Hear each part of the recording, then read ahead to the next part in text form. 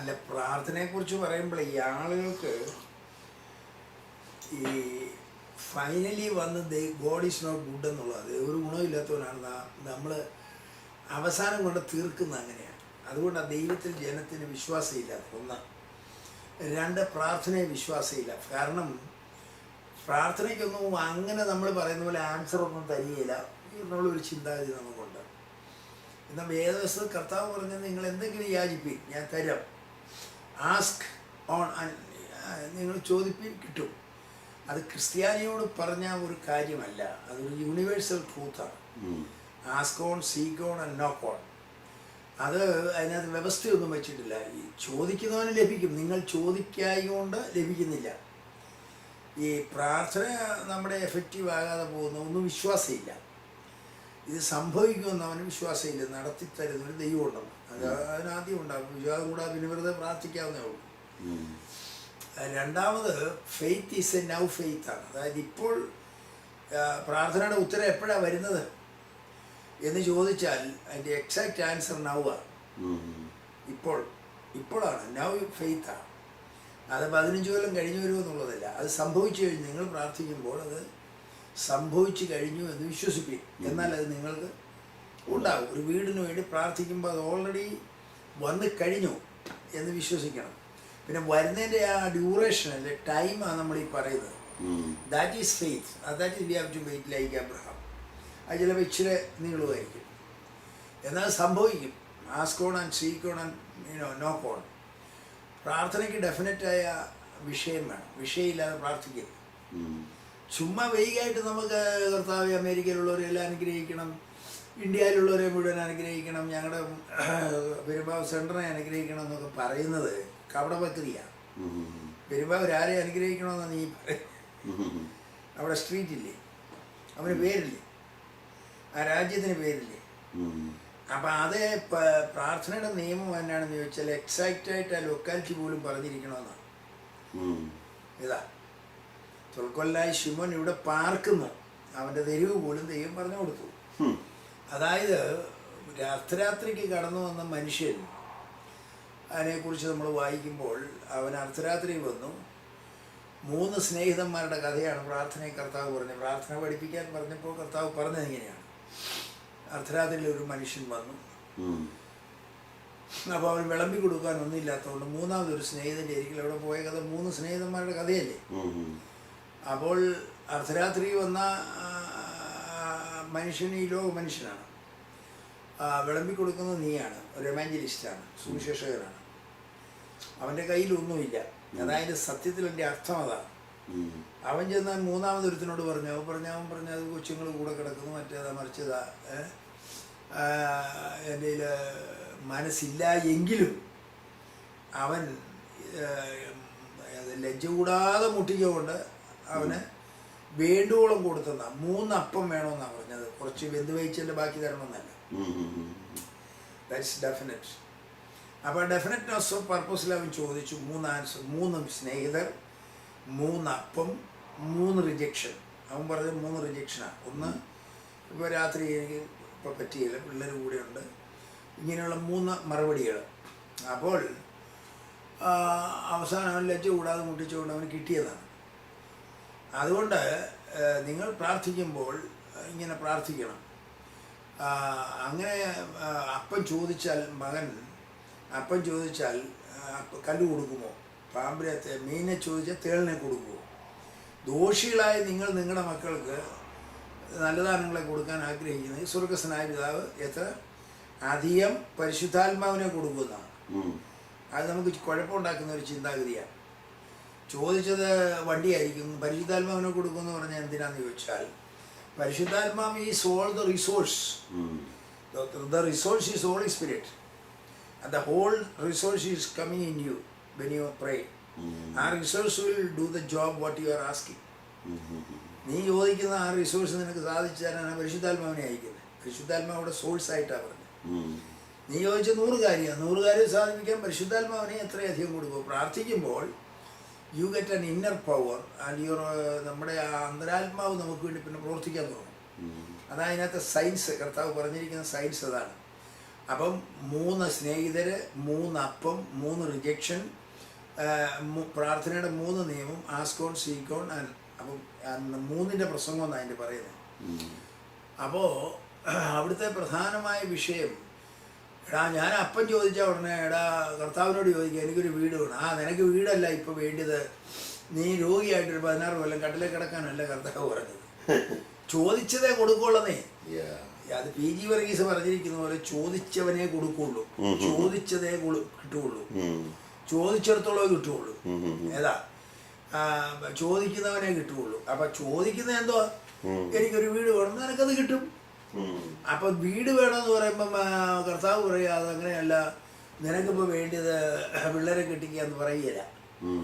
നീ ഏത് നമ്പറിൽ കറക്കുന്നു ആ നമ്പറെ കിട്ടും. പ്രാർത്ഥനയുടെ മെത്തേഡ് അത് സയൻസാണ്. റോങ് ഓർ റൈറ്റ് അതിനകത്ത് വരുന്നത്. അപ്പം പിന്നെ നമുക്ക് ദോഷികളായി നമുക്ക് ദോഷം ചെയ്യുമോ? ഇല്ല. അതുകൊണ്ട് അതിനേക്കാൾ കൂടുതൽ നിനക്ക് ചെയ്യുള്ളൂ എന്നുള്ളതാണ്. അപ്പം നമുക്ക് നമ്മുടെ പ്രസംഗങ്ങൾ ഫെയ്ത്ത് പ്രൊഡ്യൂസിങ് അല്ല. പ്രസംഗത്തിന് വേണ്ടി ഒരു പ്രസംഗം പറയുകയാണ് പാസ്റ്റർമാർ കൂടുതലും. ഇത് എവിടെ കൊണ്ട് എഫക്റ്റ് ആക്കണമെന്നും ഇതല്ലേ സഭയിലുള്ളവർക്ക് ഒരു താല്പര്യമില്ലാത്ത. അവരൊരു ആരാധനയ്ക്ക് വരുന്നു എന്ന് പറഞ്ഞാൽ അവർക്ക് ഇതിനകത്തൊന്നും പാർട്ടിസിപ്പേഷൻ ഇല്ല, അവർക്കൊന്നും ലഭിക്കാനില്ല, ചോദിച്ചാൽ കിട്ടുന്ന ഒരു ദൈവമല്ല. പിന്നെ വിശുദ്ധിയുടെ വലിയ ദൈവം ആ ഉള്ളി മോളി ഇരിക്കുക നമ്മുടെ തലയിൽ വടിയിട്ടടിക്കാനായിട്ട്. അങ്ങനെ ഒരു ദൈവത്തെയാണ് ഇന്നും കാണുന്നത്, ക്രിസ്തുവിനെ അല്ല കാണുന്നത്. ക്രിസ്തുവിൻ്റെ ടീച്ചിങ് എന്ന് പറയുന്നത് വ്യത്യാസം. അത് ആർദ്രതയുടെയും കരുണയുടെയും മറുപടി കൊടുക്കുന്നതിൻ്റെയും ന്യായപ്രമാണത്തിന് വിരുദ്ധമായിട്ടുള്ളതായിരുന്നു കർത്താവ് കൂടുതലും പറഞ്ഞത്. ഇവന്മാരുടെ എല്ലാ ഉപദേശങ്ങളെയും കർത്താവ് ഉടച്ചു. അപ്പോൾ ക്രിസ്തു അതിനെല്ലാം ഉപരിയായിരുന്നു. അപ്പം അതുകൊണ്ട് പ്രാർത്ഥനയെ സംബന്ധിച്ചൊരു വലിയ കാര്യം ആഴമായി പഠിച്ചാൽ ക്രിസ്തീയ ജീവിതം ജയിച്ചു. പ്രസംഗം കേട്ടതുകൊണ്ടല്ലേ. ഇപ്പം എനിക്കൊരു ആവശ്യമുണ്ട്, ആ ആവശ്യം എങ്ങനെ സാധിക്കും? എനിക്കൊരാവശ്യമുണ്ട്, അതെങ്ങനെ പ്രാർത്ഥിക്കാം, നമുക്ക് പ്രാർത്ഥിക്കാം. അവൻ പ്രാർത്ഥിക്കുകയില്ല, ഇവനും പ്രാർത്ഥിക്കുകയില്ല, കാരണം വിശ്വാസമില്ല സംഭവിക്കുമെന്ന്. അപ്പം നമ്മൾ ഒരു കാര്യം എന്ന് പറഞ്ഞാൽ വിശ്വാസം എന്നത് കാണാത്ത കാര്യങ്ങളുടെ നിശ്ചയം അത് അവിടെ ഉണ്ട്. It is there but it has not revealed എന്നുള്ളതാണ്. അതവിടെയുണ്ട്. ചോദിക്കുന്ന ഒരു വിഷയം അവിടെയുണ്ട്. ഇറ്റ്സ് ഓൾറെഡി ദെയർ ബട്ട് അതിന് ടൈം എടുക്കും എന്നുള്ളതാണ്. ഒരാൾ പറഞ്ഞിരിക്കുന്നത് prayer is an earthly licence for heavenly interference എന്നാണ്. ദൈവത്തിന് ഭൂമി പ്രവർത്തിക്കാനുള്ള ഒരു licence, it's a earthly licence for heavenly interference. അപ്പൊ ദൈവത്തിന് അതിനെ മുകളിൽ പ്രവർത്തിക്കാൻ പറ്റുന്ന വെച്ചാൽ വാടാനുള്ള അധികാരം നിനക്ക് തന്നിരിക്കുക ഈ ഭൂമിക്ക്. നീ പറയാതെ ദൈവം ഇവിടെ ചെയ്യില്ല. നിന്റെ അനുവാദം കൂടാതെ, നിന്റെ വിശ്വാസം കൂടാതെ, നിന്റെ ചിന്ത കൂടാതെ ദൈവം ഇവിടെ പ്രവർത്തിക്കുകയില്ല. ദൈവം നിന്റെ വയലേഷൻ, നിന്റെ വിൽ പവറിനെ തട്ടിയിട്ട് ഇവിടെ ഒന്ന് പ്രവർത്തിക്കുകയില്ല. അപ്പം നീ ദൈവവുമായി നിന്റെ ദർശനം കൂടാതെ, നിന്റെ വിശ്വാസം കൂടാതെ, നിന്റെ ഏറ്റുപറച്ചിൽ കൂടാതെ ദൈവം പ്രവർത്തിക്കുകയില്ല. You see, God is willing but with your permission. അതായത് ദൈവത്തിന് ഭൂമി പ്രവർത്തിക്കണം അതൊക്കെ പറഞ്ഞാൽ സാധാരണക്കാർക്ക് മനസ്സിലാകില്ല. ദൈവം എല്ലാം സർവശക്തനല്ലേ, അങ്ങനെയല്ല അത് വെച്ചിരിക്കുന്നത്. നീ ഭൂമിയെ വാഴാൻ പറഞ്ഞു, അത് സാത്താനെ കൈമാറി വരും. സാത്താൻ അവരുടെ അധികാരിയായി. ആ അധികാരിയെ കർത്താവ് തോൽപ്പിച്ച് വെച്ച് ആ താക്കോല് മേടിച്ചു.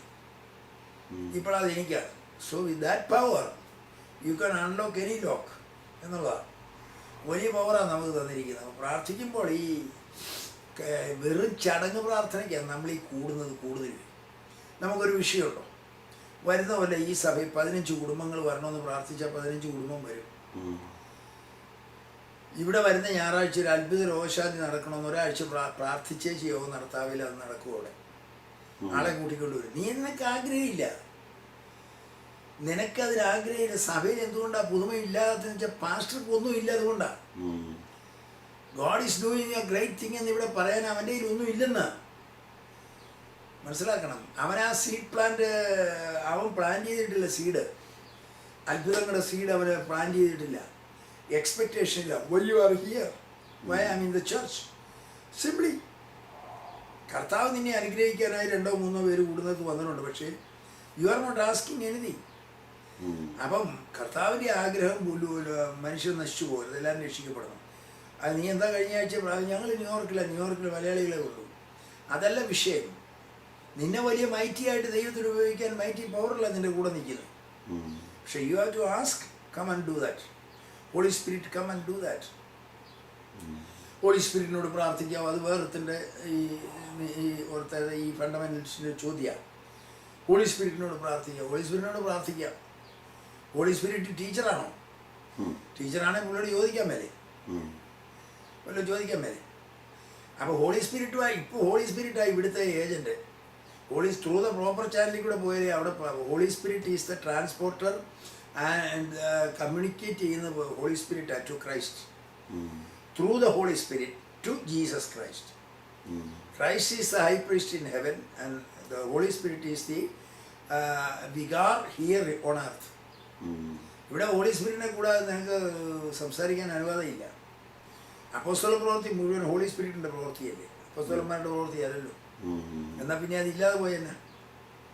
അപ്പോൾ അതുകൊണ്ടാണ് പിതാവായ ദൈവത്തിൻ്റെ സ്നേഹവും പരിശുദ്ധാത്മാവിൻ്റെ കൂട്ടായ്മയും നിങ്ങൾക്ക് ഉണ്ടായിരിക്കട്ടെ എന്ന് പറഞ്ഞതിൻ്റെ കാരണം അതാണ്. Fellowship with Holy spirit is important. നമ്മൾ രാവിലെ എഴുന്നേൽക്കുമ്പോൾ ആദ്യം ഹോളി സ്പിരിറ്റുമായിട്ടാണ് ടോക്ക് ചെയ്യേണ്ടത്. മനസ്സിലായോ? ഹോളി സ്പിരിറ്റിനോട് ആദ്യം സംസാരിക്കണം. നീ എൻ്റെ ഗൈഡാണ്, പാർക്കലീത്തോയാണ്, ഇന്ന് പകൽക്കാലം എന്ത് ചെയ്യാൻ സംസാരിക്കണം, ഈ വീട്ടിൽ ആര് വരണം, ഇന്ന് ആരുമായിട്ട് എന്ത് ചെയ്യണം, ഇത് ഗൈഡ് മീ ഹോളി സ്പിരിറ്റ് എന്ന് പറഞ്ഞാൽ അന്നത്തെ പകൽ മുഴുവൻ കൺട്രോൾ ഹോളി സ്പിരിറ്റിന് കൊടുത്തു. നീ തൂങ്ങരുത്, നിന്റെ പ്രശ്നങ്ങളെല്ലാം നീ തൂങ്ങരുത്, പരിശുദ്ധാത്മാവാകുന്ന കയറാൻ നീ തൂങ്ങിക്കോണം. അപ്പം വെയിറ്റ് മുഴുവൻ പുള്ളി എടുത്തു. എനിക്ക് നാളെ രാവിലെ വന്നു എനിക്കറിയാൻ മേലെ ഇന്നത്തെ പകൽ എന്തെല്ലാം സംഭവിക്കും. But you guide me. അപ്പോൾ പരിശുദ്ധാത്മാവ് പറയും ഈ വഴി തന്നെ, ഇവിടെ ഒരു അനാവശ്യക്കാരനടുത്തും വരരുത്, അവനെ തടയും. യാത്ര ചെയ്യുന്നു, വണ്ടി ഹോളി സ്പിരിറ്റിൻ്റെ കയ്യിൽ കൊടുത്തു, കൺട്രോൾ ടവറിൽ കൊടുത്തു കഴിഞ്ഞു. പിന്നെ കൺട്രോൾ ടവർ അതിനെ നിയന്ത്രിക്കുന്നു. ഹോൾ ഡേ, ഒരു ദിവസത്തേക്ക് മതി. ഓരോ ദിവസവും ഹോളി സ്പിരിറ്റിൻ്റെ കടിയിലേക്ക് നമ്മുടെ കാര്യങ്ങൾ കൊടുക്കുക. അപ്പോൾ അന്നേരം അവർ കൊണ്ടുവരും അതിൻ്റെ കറക്റ്റ് പൊസിഷൻ. ഇന്ന് വരുന്ന ആഴ്ചയിൽ ഡെഫിനറ്റായിട്ട് പ്രാർത്ഥിക്കണം. പുതിയ ആൾക്കാരെ കൊണ്ടുവരണമെന്ന് പ്രാർത്ഥിച്ചാൽ 2 പേര് വരും. ഹോളി സ്പിരിറ്റ് പോയി ഇളക്കിക്കൊണ്ടുവരും. ഞാൻ പറയാൻ മനസ്സിലായോ? അപ്പം ഈ ഭൂതത്താൻകെട്ട ഉണ്ടാക്കിയത് കുന്നത്തനാട് താലൂക്കിലെ വരൾച്ച മാറ്റാനാണ്, ഇല്ലേ? ആണല്ലോ. അപ്പം അതിനാദ്യം ചെയ്ത് ഡാം കെട്ടി. അപ്പം നദി വെള്ളമുണ്ടോ, പക്ഷെ അത് തോടുകളിൽ അവിടെ എല്ലായിടത്തും എത്തണ്ടേ, അതിന് കനാൽ വെട്ടണം. ആ കനാൽ വെട്ടിയാൽ മാത്രം അവിടെ വെള്ളം ചെല്ലുകയില്ല. സബ് കനാൽ വെട്ടണം. അത് കഴിഞ്ഞ് സ്ലൂയിസ് വെട്ടണം എന്ന് പറഞ്ഞാൽ ഷട്ടർ, നിൻ്റെ പാടത്തേക്കുള്ള വെള്ളം കയറാനുള്ള സൗകര്യം ഉണ്ടാക്കണം. അപ്പോൾ അങ്ങനെ ചെയ്ത് കഴിയുമ്പോൾ ഭൂതത്താൻകെട്ടിലെ വെള്ളം നിൻ്റെ നദി വരും, നിൻ്റെ പിന്നെ പാടത്ത് വരും. അപ്പോൾ കൃഷി ചെയ്യാം. ഇതുപോലെ ഒരു നദിയുണ്ട്, that is a river, that is a powerful river. ആ പവർഫുൾ നദി സകല മനുഷ്യരിലേക്കും ചെല്ലാൻ നീ ചാനൽ വെട്ടി കൊടുക്കണം. ഇപ്പം നിങ്ങളുടെ അടുത്തൊരു വീടുണ്ട്, അവനെ ഫോക്കസ് ചെയ്തുകൊണ്ട് അവിടേക്ക് കനാൽ വെട്ടണം. മനസ്സിലായോ? കനാൽ വെട്ടി കഴിയുമ്പോൾ ഈ വെള്ളം അവിടെ വിട്ട് ചെല്ലും.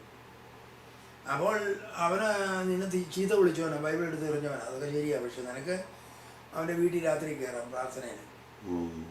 അപ്പോൾ കനാൽ വെട്ടി കഴിയുമ്പോൾ ഈ നദി അങ്ങോട്ട് ചെല്ലും. ഈ നദി എന്നാൽ പരിശുദ്ധാത്മാവ് അവനെ ഇളക്കും ഏതെങ്കിലും വഴിയിൽ.